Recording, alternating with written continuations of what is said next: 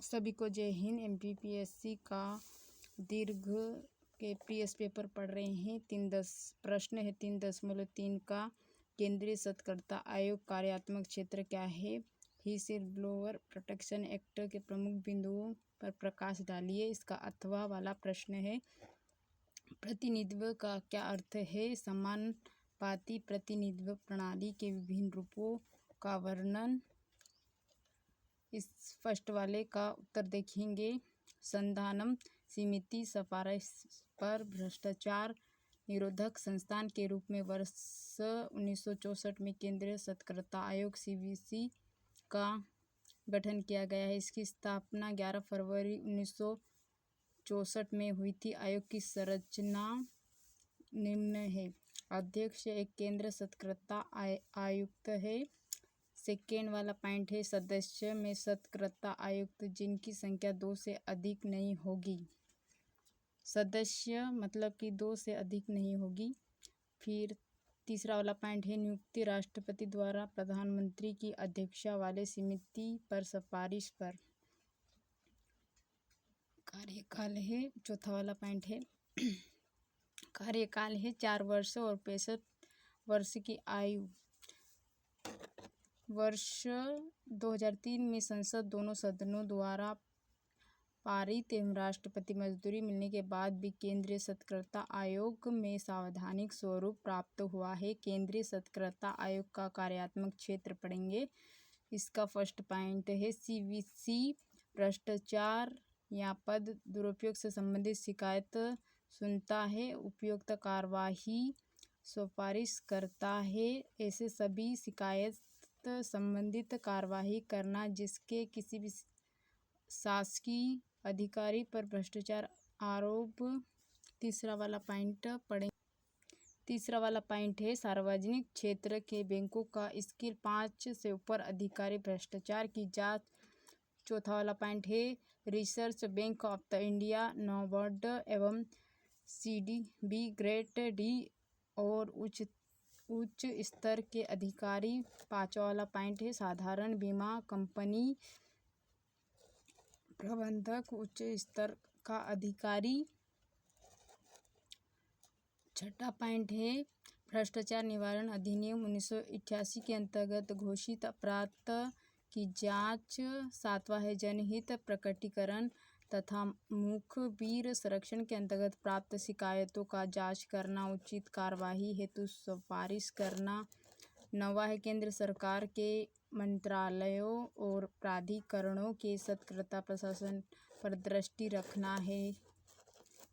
फिर है 9वां है, राजपत्रित अधिकारियों तथा उसके समांतर कर्मियों के भ्रष्टाचार से संबंधित मामलों की जांच करना, जिससे कि केंद्रीय सतर्कता आयोग का क्या है ये समझेंगे। केंद्रीय सतर्कता आयोग के बारे में। केंद्रीय सतर्कता सीवीसी भारत का एक शीर्षक सरकारी संस्थान है जो देश के सार्वजनिक प्रशासनिक में ईमानदार, पारदर्शिता और जवाबदेही का बढ़ावा देने के लिए जिम्मेदार है। इसकी स्थापना 1964 में भ्रष्टाचार निवारण पर बनी संस्थान है, इसलिए केंद्रीय सतर्कता आयोग कहेंगे।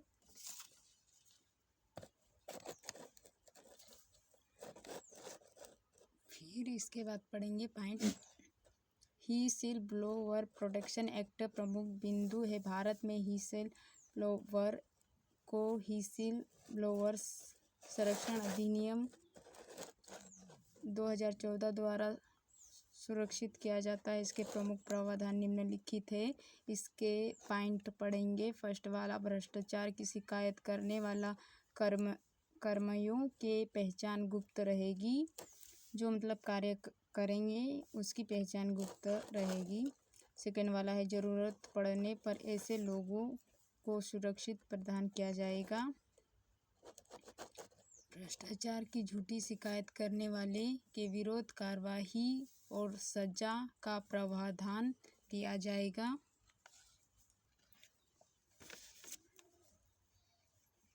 न्यायपालिका एसपीजी छोड़कर सेना, खुफिया एजेंसी और पुलिस पे उसके दायरे शामिल है। पद दुरुपयोग का भी भ्रष्टाचार के अंतर्गत लाया गया है।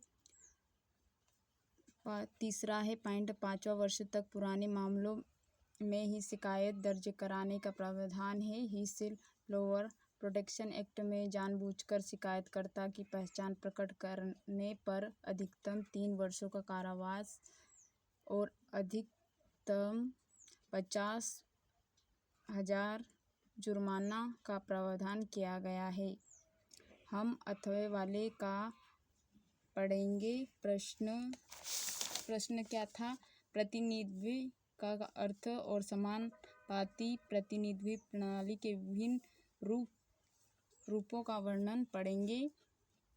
जैसे कि प्रतिनिधित्व क्या है उसका हम अर्थ पढ़ेंगे।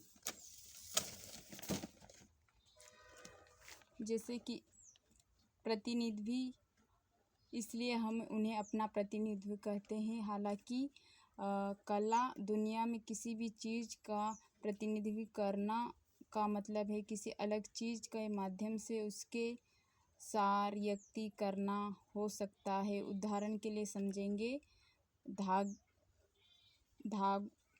धागे की एक गेंद एक बिल्ली की प्रतिनिधित्व का प्रतीक हो सकता है। इसका उत्तर पढ़ेंगे। प्रतिनिधित्व वह प्रक्रिया है जिसमें किसी समूह, एक इकाई या कुछ अंश संपूर्ण समूह के पक्ष में विशेषताओं प्रदर्शित करते हैं। प्रतिनिधित्व एक संदर्भ सापेक्ष अवधारणा है, अर्थात विभिन्न क्षेत्रों में उसका स्वरूप भिन्न भिन्न होता है। राजनीतिक प्रतिनिधित्व और जन समूह प्रतिनिधि की प्रक्रिया, इसमें विभिन्न वर्गों समुदायों के भागीदारी प्रतिनिधित्व होता है। समानुपातिक प्रतिनिधित्व के बारे में पढ़ेंगे। राजनीतिक प्रतिनिधित्व एक ऐसी प्रणाली है जिसमें किसी राजनीतिक दल को इतना ही प्रतिशत प्रतिनिधित्व प्राप्त होता है जितना प्रतिशत उसे वोट प्राप्त हुए हैं। समानुपातिक प्रतिनिधित्व का मुख्यतः 2 रूप प्रचलित है। फर्स्ट वाला पॉइंट है इसका। पहला, इजराइल या नीदरलैंड जैसे देशों में इसका फर्स्ट पॉइंट है।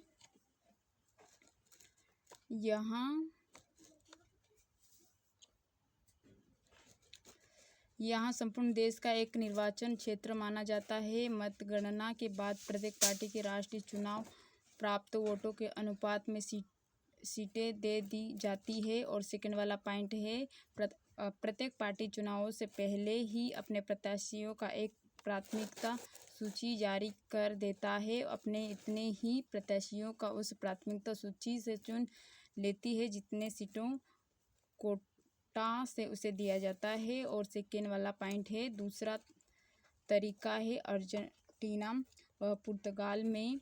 फर्स्ट वाला पॉइंट है, यहाँ पर संपूर्ण देश में को बहु-सदस्यीय निर्वाचन क्षेत्र में बांटा दिया जाता है।